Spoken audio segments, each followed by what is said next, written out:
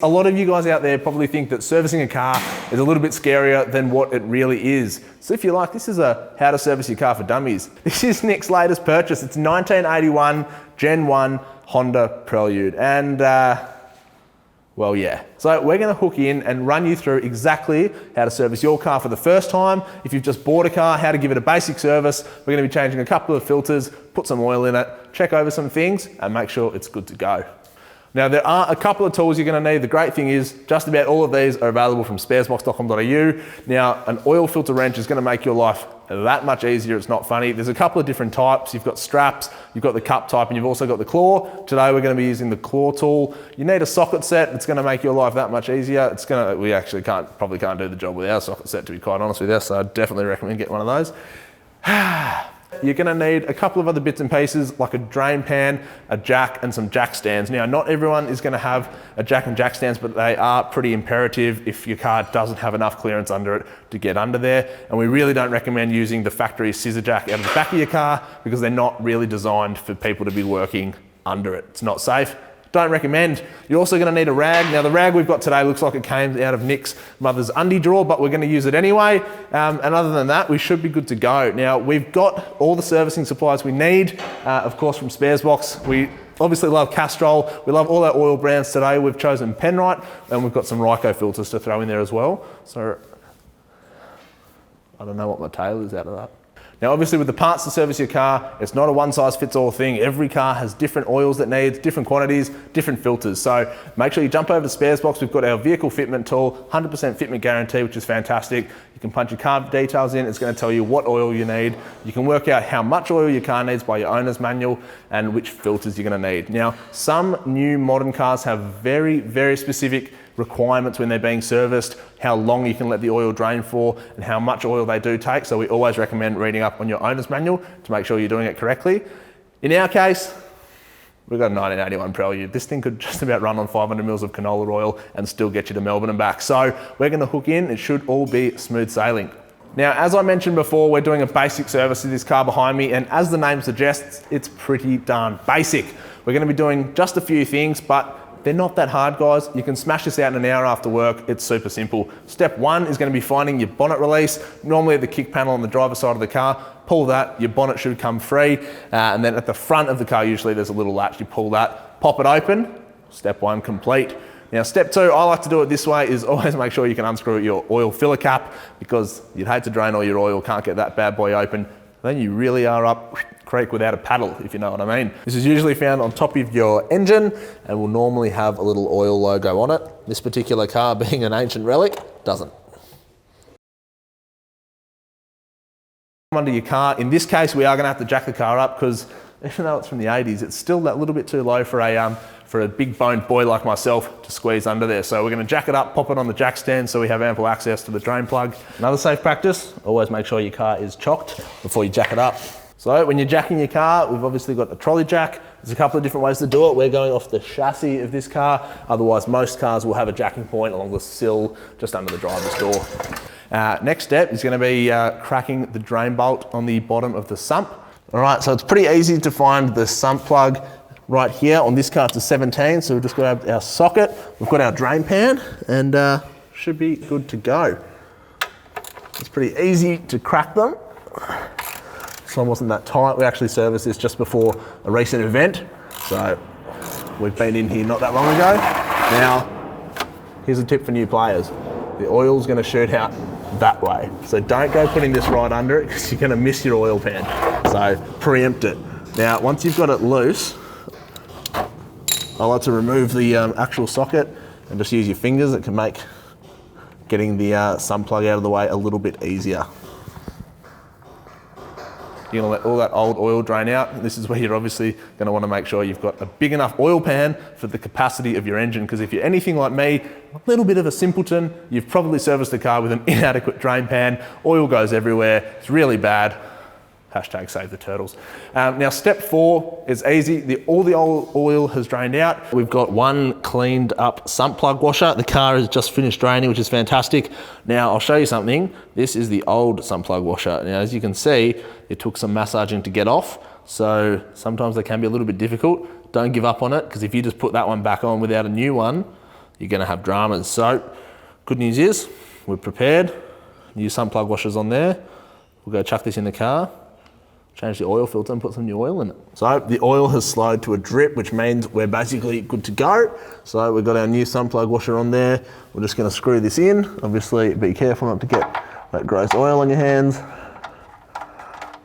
Screw that in my finger. Now, grab Nick's mum's undies. Just use that to wipe off any of the drip so that you don't get any on your parents' garage floor, driveway, street, workshop, you name it.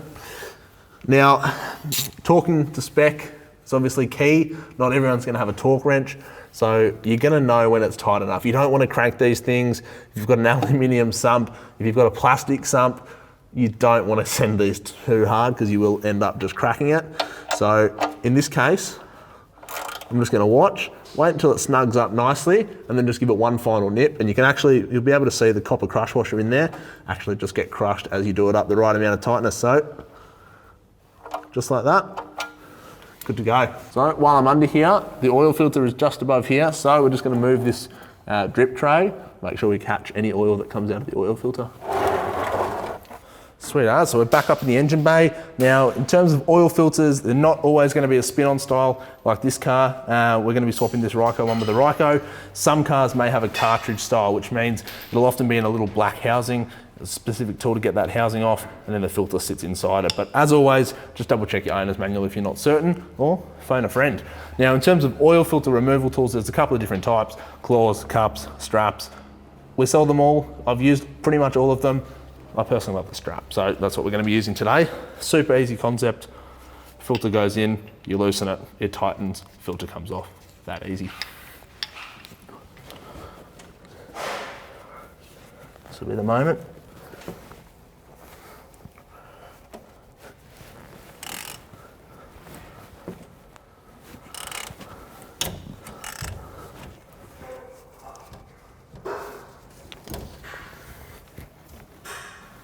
There we go. So once you've got the tool all done, you can see it's pretty easy to just spin off by hand.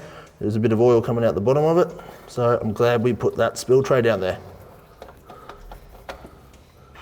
Something that's super easy to do is just pop him down somewhere for a brief moment. We'll grab our replacement filter, double check the part numbers are the same. Hopefully you did that at the start of this. Now, we can see that the O-ring of the old filter has come off with the filter. Obviously important. Some people have had it where the filter will actually get stuck on the block. Bad times. So grab your new filter.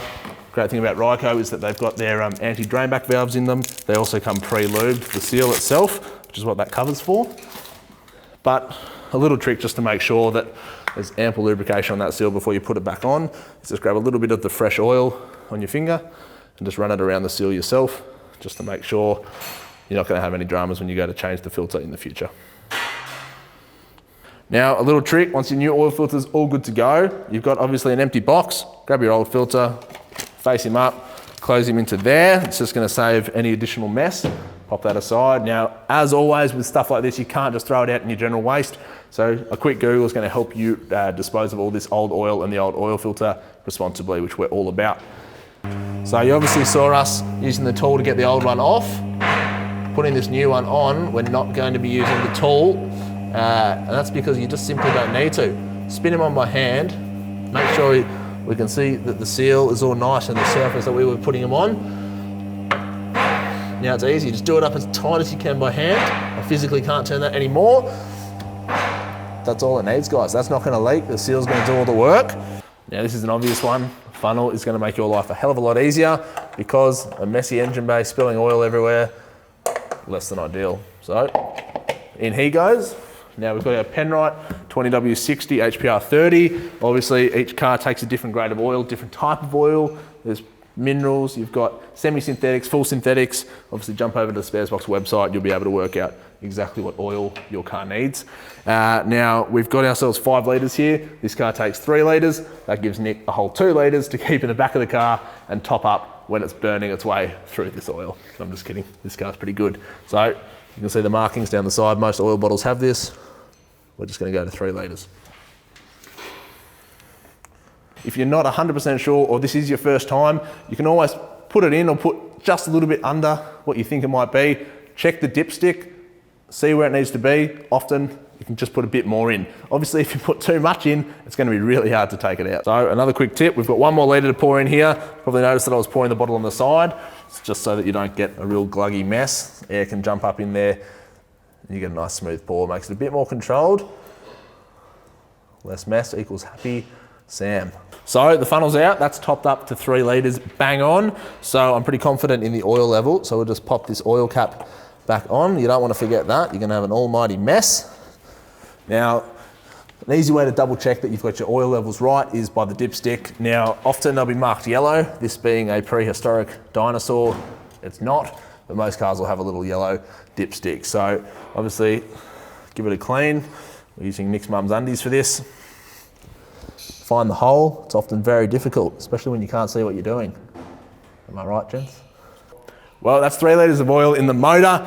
We're pretty certain on the level, so I'm happy to screw that back on. Don't forget that, otherwise you're gonna have a little mess on your hands. Now, if you do want to double check, it's pretty easy. Grab yourself a rag. Most dipsticks will be marked yellow. This being an older car, it's lacking a bit of yellow paints. It's lacking a few things really, but anyway, you want to wipe it down first so that you get an accurate reading.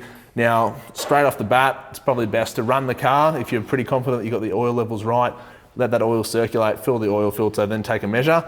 But for this case, we're just going to wipe it down, pop it back in the hole, give it a few secs, pull it back out, double check the oil level. So as you can see on the back here, you've got a low and a high level. You can see where it's sitting just about halfway. So I'm actually going to put a little bit more oil in here.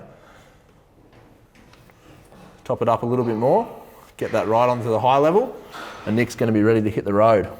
So the last step, oil's in, new filter's on. We're looking good, there's no leaks under the car. While we're here, we're just gonna check Nick's air filter. It's super simple to change these things, or at least check them. Nick grabbed the replacement air filter, so we thought, heck, why not? Sweet as. So with the airbox lid off, we can obviously see that a bit of dirt kicking around in the filter does look like could do with a change. So the good news is, Nick was prepared. Now, not all air filters are going to look like this. This is a fairly small, old style looking one, sits upon the top of a carburetor. A lot of cars will just have a traditional sort of basic air box where it has a panel filter in it, you know, your Commodores, your LS1 style motors with a little flat square panel filter, but nonetheless, it's all the same. Easy to change, easy to check. So, grab this new filter, pop him in, nicely seated. Grab the airbox lid again to do the clips up, just to take the strain off that thread and help hold it down. Now just do him up until he's nice and tight. Sweet as. Guess what, guys? You've just given your car a basic service. It was that easy. Takes less than an hour. You could do this after work, on the weekend, with your mates, by yourself. It doesn't really matter. Now the best part is all the parts that we use today and all the tools are available at sparesbox.com.au. We're always more than happy to help you find the bits you need for your car. And as always, we have our 100% fitment guarantee on the website, which means you're going to get the right parts guaranteed. Now, if you do have any questions about this, feel free to chuck them in the comments below. I'll do my best to respond to them. But guys, if a dummy like me can service a car this easily, heck, you guys can do it easily at home in your own time. So give it a crack.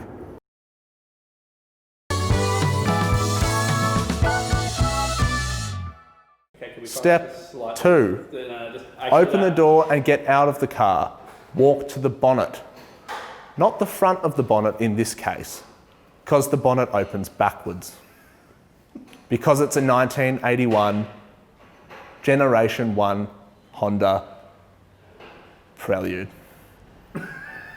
Step 3. Service your car, shut the bonnet, you're done.